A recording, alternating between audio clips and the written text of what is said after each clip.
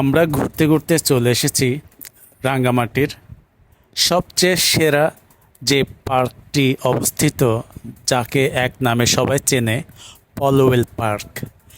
এই পলওয়েল পার্কের কথা অনেক শুনেছি, কিন্তু সরাসরি দেখার সেই সৌভাগ্যটুকু আমাদের হয়নি। তাই যেই কথা সেই কাজ, 50 টাকা দিয়ে জনপ্রতি টিকিট ক্রয় করে ফেলেছি এবং এখন এই গেট দিয়ে প্রবেশ করে ফেলব।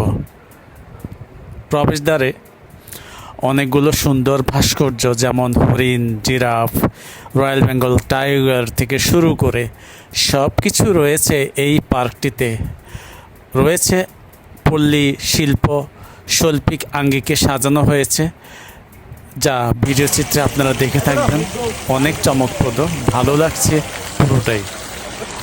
এই পলওয়েল পার্কে যে এত সুন্দর নান্দনিক দৃষ্টিকোণ থেকে যদি দেখি, তাহলে অবশ্যই আপনাকে এই পলওয়েল পার্কে আসতে হবে। ভিডিও চিত্রে হয়তো সব কিছুই আপনার ভালো লাগবে না, তবুও আমি আমার সৌন্দর্যটুকু সুন্দরভাবে ফুটিয়ে তোলার চেষ্টা করেছি। ছেলে মেয়েদের সাথে আড্ডা দিচ্ছি, মজা দিচ্ছি। দেখা যাচ্ছে একটা কুমড়ো। ওয়াও! এটা শুধু কুমড়ো নয়, এটা একটি চটপটি ও ফুচকা কর্নার, যেখানে রয়েছে চা, কফি থেকে শুরু করে ড্রিঙ্কস, সব কিছু একটা মিনি শপ।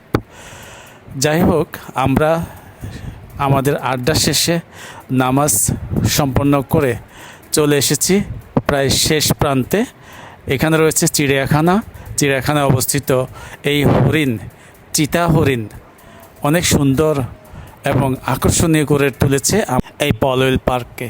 পলওয়েল পার্কের সৌন্দর্য শুধু চিতা হরিণ বা শপিংয়ের দিক থেকে নয়, আপনার মনের সম্পূর্ণ রঙিন শোভাবর্ধনে এই পলওয়েল পার্ক অবস্থান দিয়ে রেখেছে আপনাকে।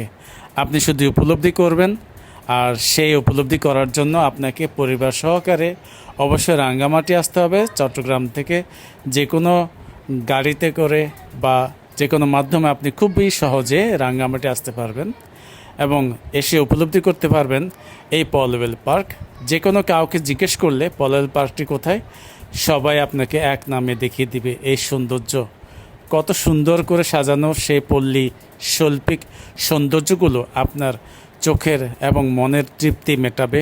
এটা ওয়ারেন্টি নয়, গ্যারান্টি দিয়ে বলছি।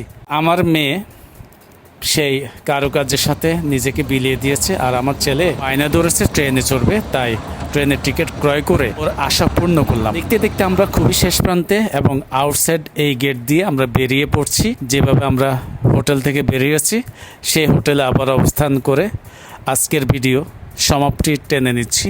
প্রিয় দর্শক, আপনাদের কেমন লেগেছে ভিডিওতে কমেন্ট বক্সে জানাবেন। ধন্যবাদ।